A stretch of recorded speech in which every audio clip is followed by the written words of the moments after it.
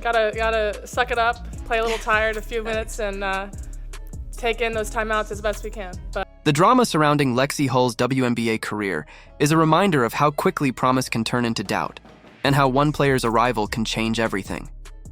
Just 2 years removed from being the 6th overall pick in the 2022 draft, Hull's EA name was slipping into the background. Once celebrated as a Stanford star who carried herself like a franchise cornerstone, she suddenly looked like a player who might never fulfill her potential. Under coach Christy Sides, she was buried at the end of the bench, collecting splinters while role players leapfrogged her in the rotation. Fans began to whisper, was she destined to become just another draft bust? A name remembered more for what she was supposed to be than what she actually was. For Hull, the sting of that reality was sharp. She had grown up in a fiercely competitive family. Her father had played basketball, her grandfather before him, and she and her twin sister had spent their childhood battling on driveways and gym courts, sharpening each other's edge. Basketball was never just a game. It was part of who she was. That made her fall from Stanford stardom to WNBA obscurity all the more painful. To go from lifting trophies in college to warming the bench as a professional was more than a physical adjustment. I mean, it's fun. That the crowd was behind us today. It's fun to walk out of the gym on a high note. And it was a mental hurdle of the steepest kind. The Fever's struggles didn't help. In 2024, they stumbled out of the gate with a 1-8 record, looking less like a professional team and more like a franchise adrift. Headlines hammered them for poor rotations, leaky defense, and zero chemistry. The fans in Indianapolis, long desperate for a team worth cheering for, were frustrated. Inside the locker room, players felt it too. They believed they were better than their record, but belief wasn't showing up in the standings. And while the team floundered, Hull's career looked like it might sink alongside them. But then came the earthquake, the arrival of Caitlin Clark.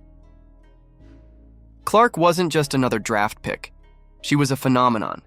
A once-in-a-generation talent whose game brought a level of electricity that the WNBA hadn't seen in years. From the moment she put on an Indiana Fever jersey, everything changed. The offense suddenly had direction. The locker room had fire. Practices that once dragged turned into battles because Clark demanded it. If her teammates weren't competing, she pushed them harder. She was relentless, and her energy was contagious. For Lexie Hull, Clark wasn't just a teammate. She was a lifeline, playing alongside her revealed opportunities that Hull hadn't seen before. Clark's vision was almost unreal, threading passes through windows that seemed Our towels, like she always goes out of her way to thank them and to know what their name is and things like that, and it's just the little things that make a difference. impossible. Defenses bent toward her like gravity, and in that pull, Hull suddenly found herself wide open in ways she never had been. Every cut, every sprint down the floor carried real meaning. The ball could find her at any moment, and that possibility reignited her game. At first, it was almost disorienting. Hull admitted that she wasn't even expecting some of the passes Clark delivered. One moment, Clark was all the way on the other side of the court. The next, Hull had the ball in her hands under the rim. But once she adjusted, the transformation was immediate. Her confidence grew. Those 1 or 2 threes she might get in a game started to matter. Her shooting percentages climbed. Her movement became sharper. She wasn't just filling space anymore, she was impacting games. And as Hull found her rhythm, so did the Fever.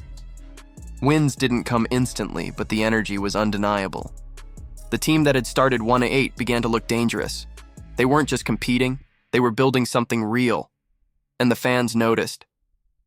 Suddenly, arenas that had been half empty were packed. Road games felt like home games because of the crowds Clark drew. For the first time in years, the Fever weren't a punchline.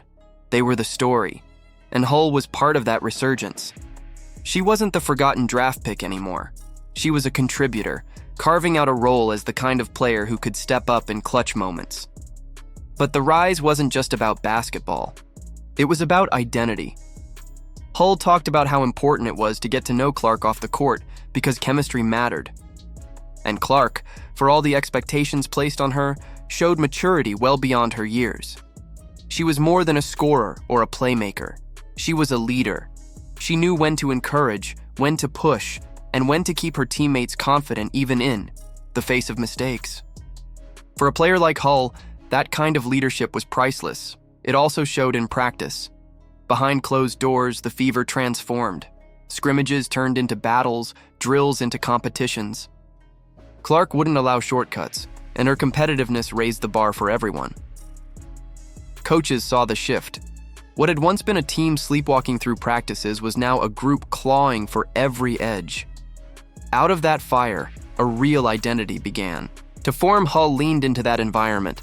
She used the Olympic break and a rare month of practice and to sharpen her game. Coaches posted daily shooting percentages from every drill, scrimmage, and rep. For Hull, those numbers became motivation. Proof that her hard work was paying off, proof that she was improving, proof that she belonged. She admitted that while others might have found it annoying, she loved it. It was accountability. It was fuel. By the second half of the season, Hull had carved out her place. No longer an afterthought, she was hitting shots, making cuts, and stepping up in critical moments. Fans who had once doubted her were now doing my rehab every single day, staying in a routine, coming in, getting shots up, but more than anything, rallying behind her, flooding social media with support. The community she hadn't realized was watching suddenly came out in full force, telling her they'd believed in her all along. That, Hull said, was one of the most rewarding parts of her journey. And the Fever? They weren't just winning games, they were building something bigger. Sold out, crowds, an energized fan base, a culture rooted in accountability and trust rather than excuses. Indiana was becoming a place where players wanted to be, a team that could finally look ahead with optimism instead of dread. Off the court, the rise was just as noticeable. Players like Hull went from anonymous to recognizable faces in the city. Quick errands turned into autograph sessions.